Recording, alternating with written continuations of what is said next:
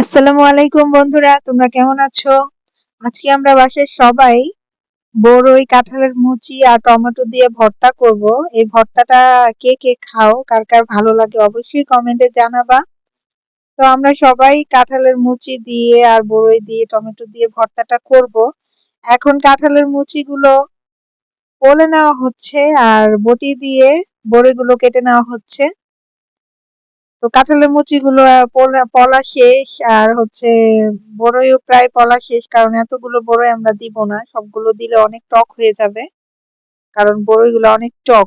তো এখন কাঁচামরিচ কেটে নেওয়া হচ্ছে, তারপর টমেটো কেটে নিয়েছি। এখন সবগুলো মাখিয়ে ভর্তা করবে। এই ভর্তাটায় তেঁতুল দিলে অনেক ভালো লাগে। তো তেঁতুল ছিল না আমাদের বাসায়, তাই আমরা এইভাবেই ভর্তা করে খাচ্ছি।